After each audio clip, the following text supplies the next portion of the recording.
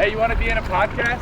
A podcast? Of course I like to be in a podcast. How you doing? I'm Dan. Okay, Dan, I'm Khalil. Khalil. Yes. We have a podcast about energy, and this is about the grid, which is how power gets from one place to another. Can I ask you a few questions about that? Yes. All right, cool.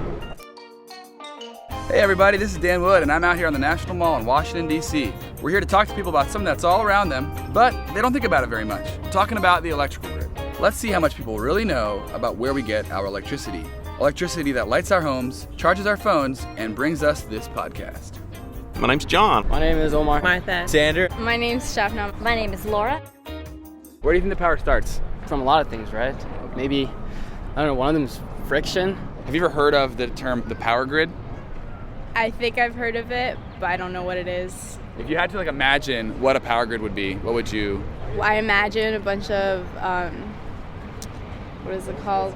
Solar panels, but that's not it. Do you know where your power comes from? Are you talking about electric power? Like Yes. my electricity from my home? Correct. No, I don't. Okay. Sorry. I do not. I have an image of it in my Okay. head, but I don't Tell know. us about that. Well, I can use the word grid. It's like one big grid, and I just see a bunch of electrical stuff. Well, it comes from Homer City, the power plant, which is mostly coal. So where does power start? Well, I believe power starts at the power sources, which are the power plants. Okay. The energy is generated through cables and wires, which eventually makes its way and travels to our homes. Okay, very good. Have you ever heard of a transformer? From the movie? No. From science? No. Okay. How old would you guess the oldest part of the grid is? Wow, I know I have actually looked at electric generation stations that are back into the early 1900s. It's pretty old. 60 years. 1920. How old is the oldest part of the power grid? Ooh. A couple of 100 years? The very first one was in Lower Manhattan in 1882. Thomas Edison opened the very first electrical grid. So I knew it should have went back a little bit more. What do you think is the number one cause of power outages in the United States? A squirrel, just one squirrel, like this one squirrel named Jerry. B, transformer failure. C, severe weather. Or D, overloaded grid. I would say an overloaded grid. Technology failure, performance failure, old infrastructure. Wow, I would say probably weather, but I could well be wrong. Ding, ding, ding. That is correct. Yeah. So clearly some people have a pretty good understanding of how the electrical grid works, but there's a lot of us that don't. And that's what this episode of Direct Current is all about, understanding the grid. We've got a lot to learn, so stick around. All the Department of Energy does. The purpose of this is to show you how to use your imagination. A foundation in science, technology, engineering, and math. Developing these technologies for science. Climate change. We're talking about energy. Big dreams can happen. Clean energy is wave of the future. This is Direct Current.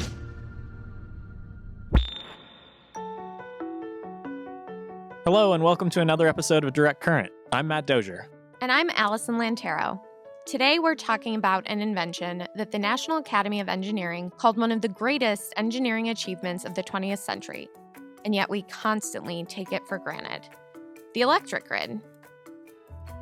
Yeah, I definitely didn't know how the electric grid really worked until I started here at the Department of Energy. Me either. We tend not to think about the grid until something goes wrong, like it did in the city of Hoboken, New Jersey in October 2014.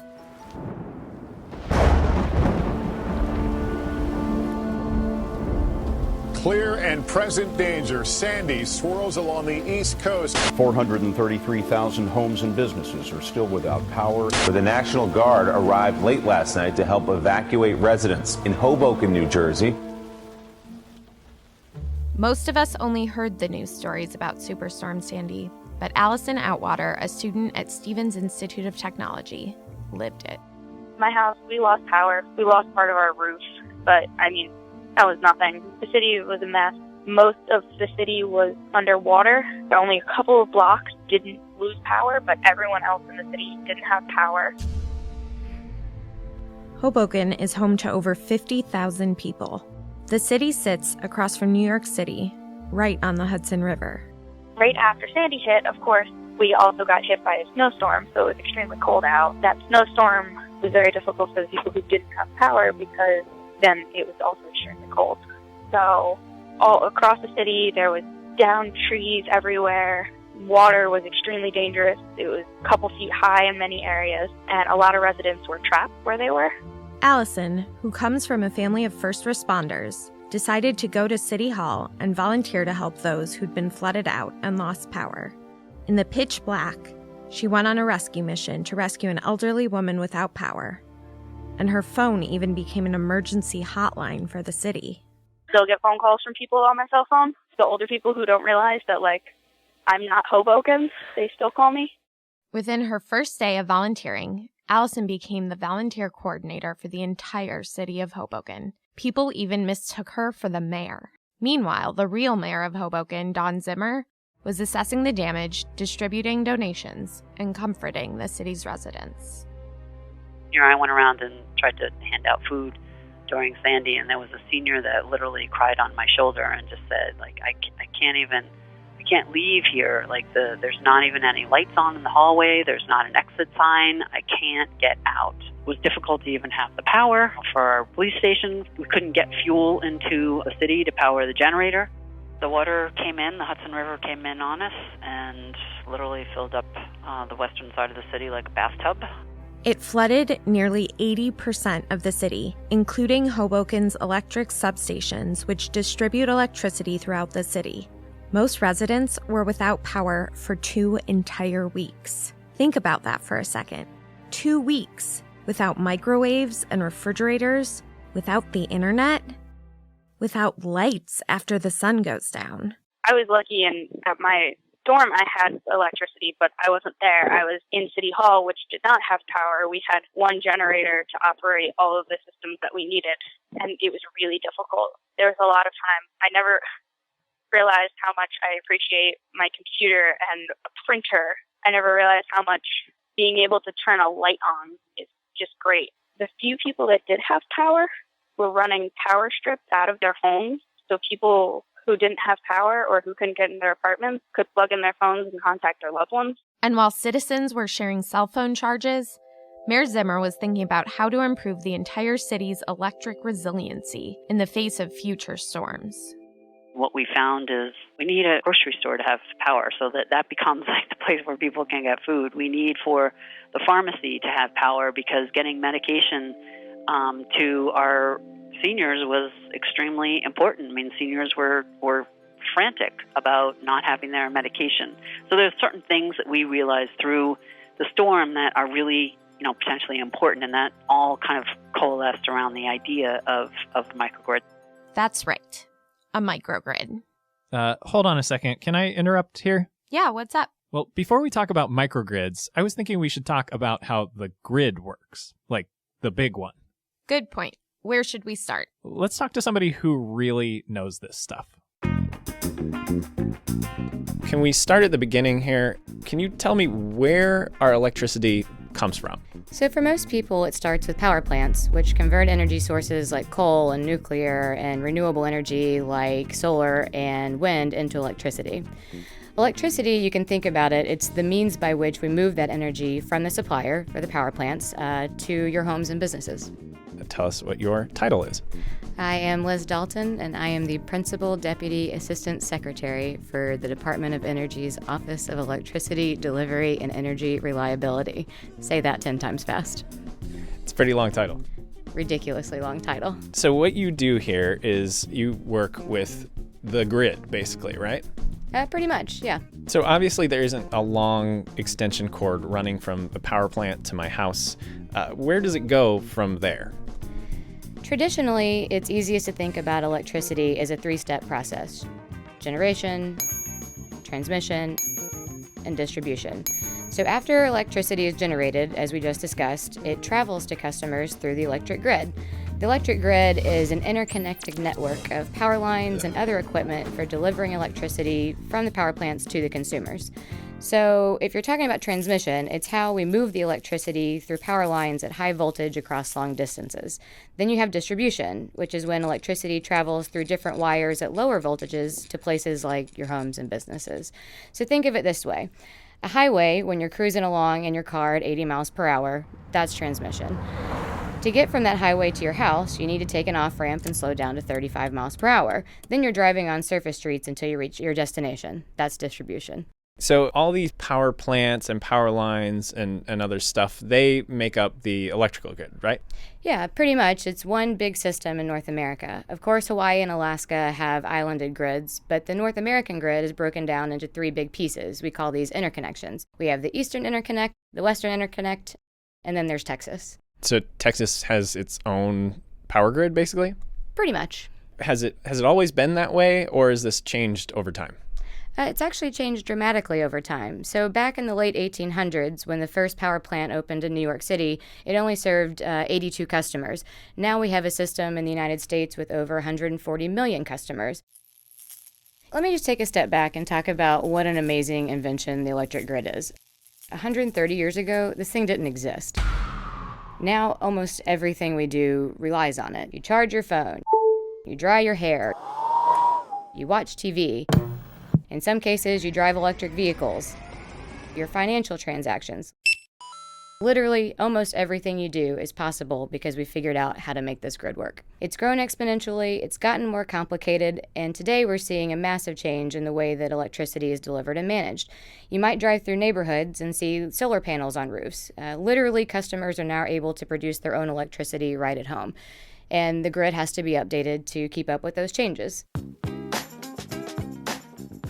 One of the things the Department of Energy is doing is trying to make the grid work better, right? How are you helping with this transformation over time? So I probably should have added in there that the nation's energy infrastructure is 90% owned by industry. So the role of the Department of Energy in this is to work with industry and modernize this grid by developing innovative technologies and providing technical assistance to states who are examining policies in light of these changes. We have literally invested billions of dollars over the last decade to help smooth this transition to ensure that our system is safer, reliable, secure, and now, thankfully, increasingly more clean. Well, thanks so much, Liz. Really appreciate it. You're welcome. Glad to be here. So now that we understand how the commercial grid works, I think we're ready to talk microgrids with an expert. That expert is Abraham Ellis, the manager of the Photovoltaics and Distributed System Integration Group at Sandia National Lab. Microgrid is just a small version of a grid, but it is, in the case of a microgrid, designed to provide a local solution. So you can actually design a microgrid to meet the needs of something like a 100-year flood, for example. Basically, if another big storm hit Hoboken, the kind that comes once every 100 years, here's how the microgrid would work. When the grid goes down, natural gas generators would kick on and distribute power to important buildings, like shelters, hospitals, and City Hall, until full power was restored. Once the idea for a microgrid arose, Mayor Zimmer and her staff started pitching it to various organizations who visited in the wake of the storm, and the Energy Department's Sandia National Lab agreed to help study the feasibility of a microgrid. On the technical side, the biggest challenge there is that the design basis for the project involves looking at a situation where the majority of the city of Hoboken would actually be underwater, which is what happened during Hurricane Sandy. There were very few parts of the city that were actually dry. And on top of figuring out how to keep cables dry, the team also had to look at how to connect services that were spread throughout different parts of the city, sometimes miles apart. For example, shelters, hospitals, and fire stations and so on that were in parts of the city that require us to cross quite a distance that might be underwater. The Hoboken microgrid, still in its design phase, would be the first of its kind in the country, and Mayor Zimmer is keeping a watchful eye over the process. My number one job is to keep the residents of Hoboken safe. So you take it one step at a time and you get to the top of the mountain, and that's what we're trying to do here in Hoboken. And it isn't just the mayor who's thinking about preparing for energy emergencies. Every 2 years, the Department of Energy hosts the Solar Decathlon, a competition that challenges teams of college students to design, build, and operate solar-powered houses that are cost-effective, energy-efficient, and attractive. Remember Allison Atwater, the student from the beginning of the show? She was part of the Stevens Institute of Technology team that competed in last year's Solar Decathlon against 13 teams from around the world. They called their storm-resistant design the Sure House. First place overall winner of the Solar Decathlon 2015 goes to Stevens Institute of Technology.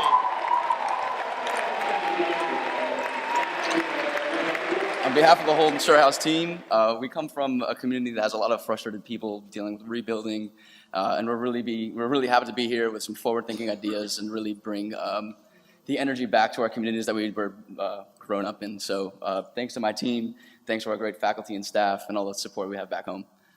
Thanks, guys.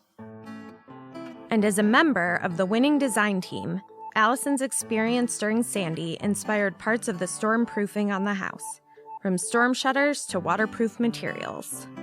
Shutters that we had on our home were really influenced by some of the experiences in Sandy.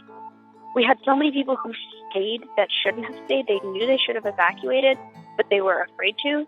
They think that by staying they can protect their home, and it's the opposite. With Sure House, if you want to be able to protect your home, you have to leave. You can only protect your home fully from the exterior. To be able to put the shutters down, you have to be on the exterior of the home. So that, of course, means that you need to leave the house. To be able to put the plugs in the windows and doors, you need to be on the exterior of the home. That really encourages people to not stay at home. Allison also served as the health and safety officer for the team. I've always kind of been that friend that always tells people not to do something stupid. My friends always joke with me about it, and especially like from the first responders aspect, I see a lot of people do stuff that could be prevented. She was kind of like the team mom. Yeah, that's very much what it was, yeah. But the team also provided assistance for community members who might not evacuate, inspired by people who were plugging in power strips to help their neighbors and recognizing that their solar-powered home might be a bright spot during a neighborhood power outage. They outfitted the house with charging ports. It's a little box that's actually for the car charger and mechanical equipment. But on the front of it, we have these plugs that you see. They almost look like the chargers in your car, like the round things, the covers. And in those are actually USB ports, and they're completely watertight, so long as they're closed, they can flood. And when the flood waters recede, those will be protected.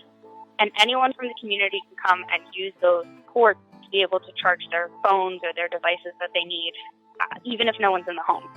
Neither the Sure House nor the microgrid is going to prevent another superstorm from happening. The goal here is resiliency and helping a community bounce back in the wake of a disaster. Allison says the Sure House is coming back to New Jersey, where it will serve as a reminder to be prepared for emergencies. In the same way, the goal of the microgrid is to prepare Hoboken for the next emergency that comes its way. But Allison Atwater needs no reminder. I now carry flashlights with me everywhere because you never know when the power's going to go out.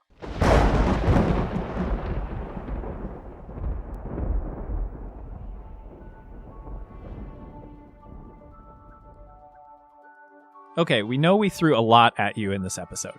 So head to Energy.gov/podcast, where we put together some infographics, blogs, and even a video to help explain the grid in even more detail. And if you have questions about this episode, feel free to send us an email at directcurrent@hq.doe.gov or tweet at Energy. Subscribe to the show on iTunes, and if you get a chance, leave us a rating or review. We really appreciate the feedback. We'd like to thank Allison Atwater, Mayor Don Zimmer, Caleb Stratton, Abraham Ellis, Liz Dalton, and Allison Kennedy for helping us out with this episode. Direct Current is produced by Matt Dozier, Simon Edelman, and me, Allison Lantero, with segment producer Daniel Wood. Art and design by Carly Wilkins, with support from Pat Adams, Paul Lester, Atiquar H., and Ernie Ambrose. Special thanks to our intern, Cole Edick, and our boss, Marissa Newhall. Thanks to John LaRue, the Energy Public Affairs team, and the DOE Media team. We're a production of the Department of Energy and published from our nation's capital in Washington, D.C. Until next time, thanks for listening.